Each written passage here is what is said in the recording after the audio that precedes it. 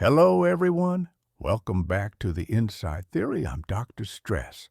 Grab a coffee or tea or maybe a glass of wine, depending on what time it is over there. Get comfortable because today we are not doing a short. We are not doing a TikTok dance. We are going to do something that has become very rare in the modern world. We're going to talk for an hour. Just you and me. I know, an hour in 2025? Doc, I have the attention span of a goldfish, you might say.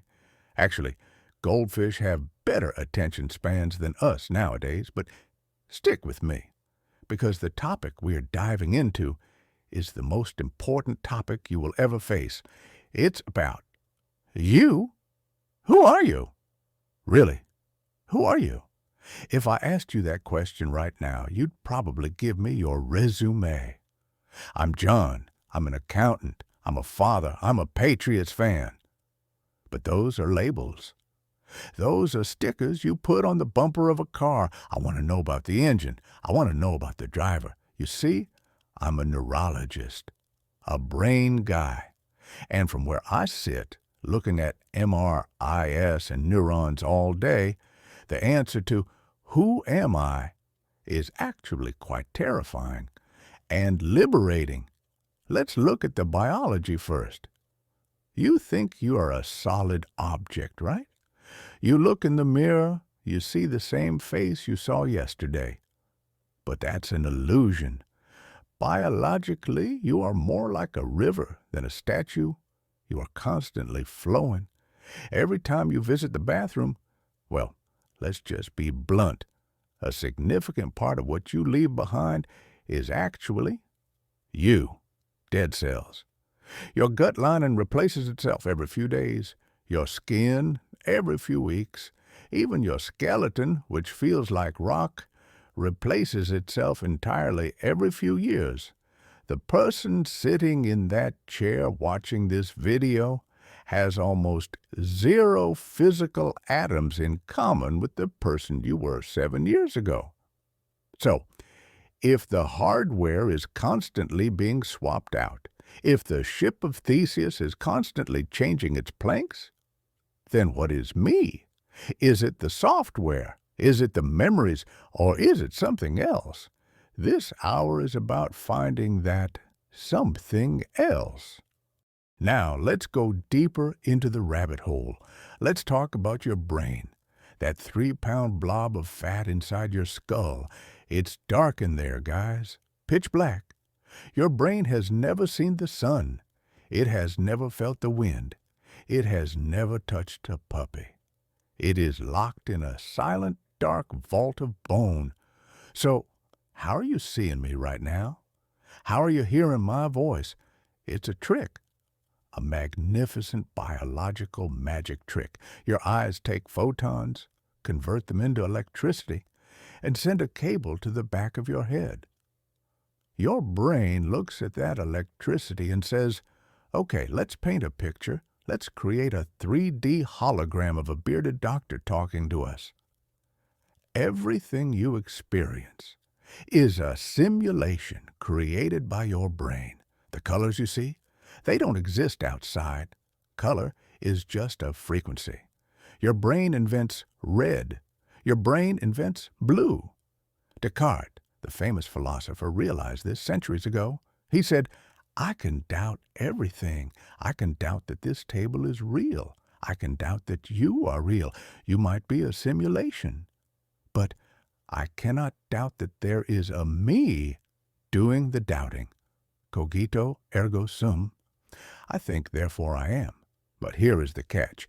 If your brain creates your reality, then your brain also creates your limitations. Most of the things that make you unhappy, the anxiety, the stress, the feeling of I'm not good enough, these are not real monsters in the room with you. They are glitches in the simulation. And tonight, we are going to learn how to hack the simulation.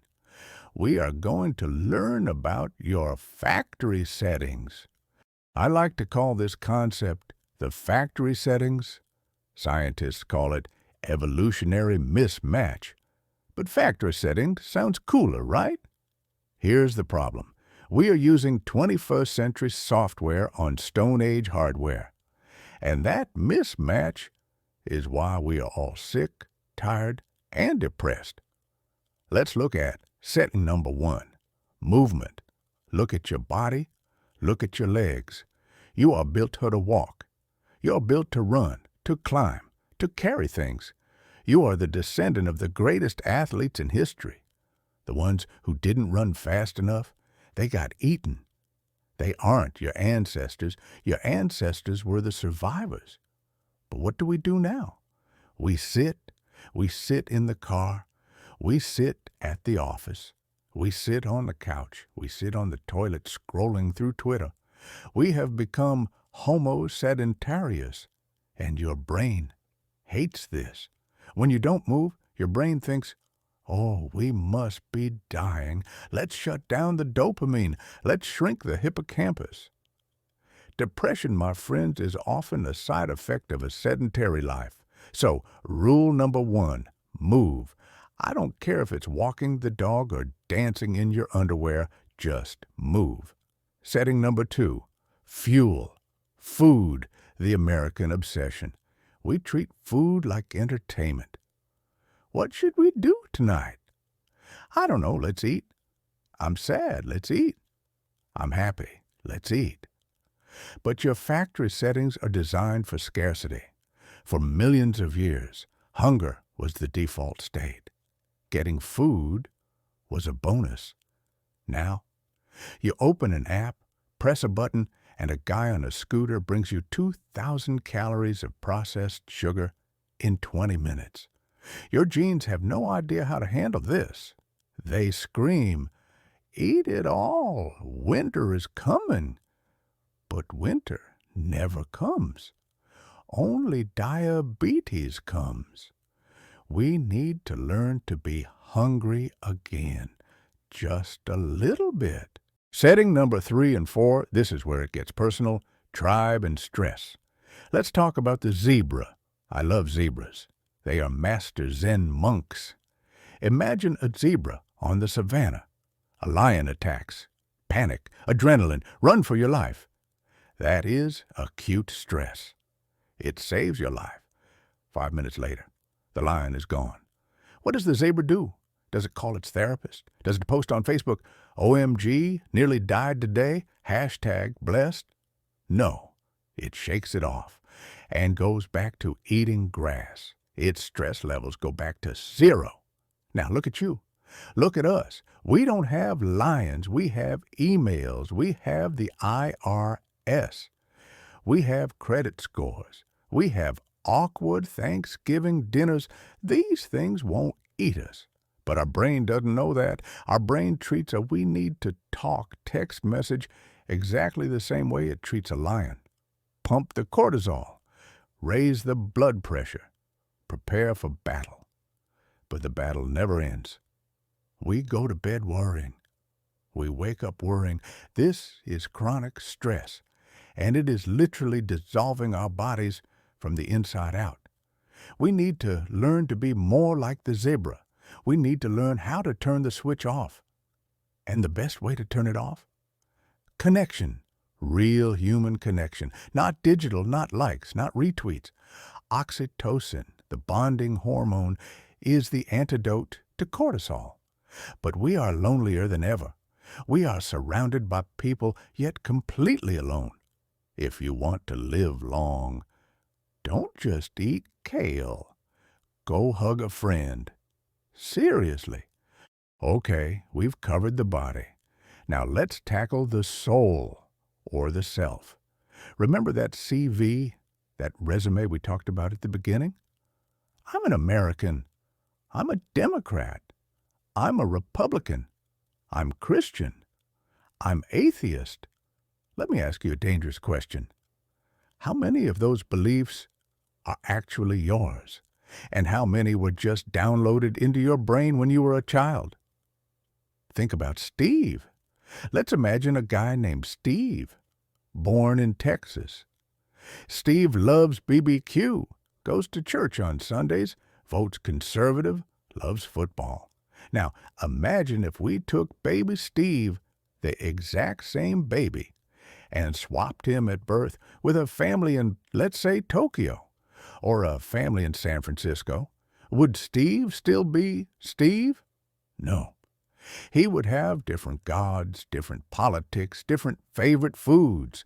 So, if your personality depends entirely on where you were dropped by the stork, then who are you really?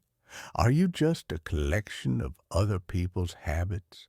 Are you just living a script written by your parents, your teachers, and the media?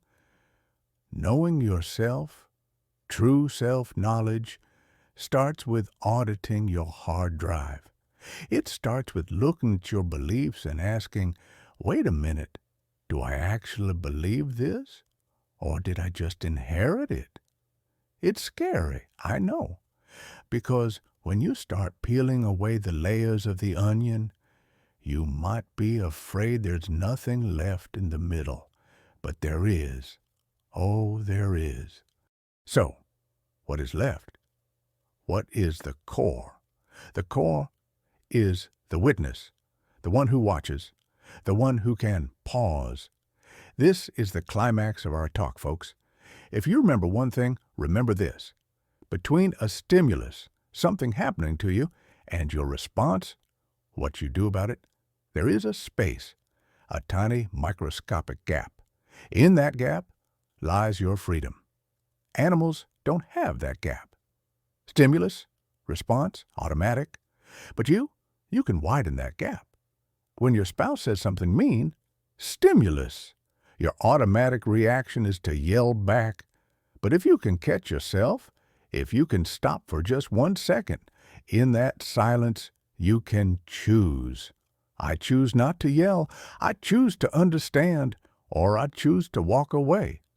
That choice? That is the only real power we have. That is what makes you human. That is what knowing yourself is all about. It's not about finding a magic definition. It's about waking up from the autopilot. So, here is my prescription for you. I want you to build a cave, not a literal cave, but a mental one. Every day, give yourself 10 minutes. No phone, no music, no books. Just sit. It will be boring. It will be uncomfortable. Your brain will scream for dopamine. Let it scream. Sit with yourself. Watch your thoughts like clouds passing in the sky. Don't judge them. Just watch them. That is where you will meet the real you, and trust me, that person is worth meeting. Thank you for spending this hour with me. I hope I didn't fry your circuits too much. If you found value in this, if this made you think, then do me a favor. Don't just subscribe to the channel, although that helps the algorithm gods, so please do that. But more importantly, subscribe to your own life. Take the wheel back. This is Dr. Stress. Stay sane, stay curious, and keep exploring the universe inside your head. Good night.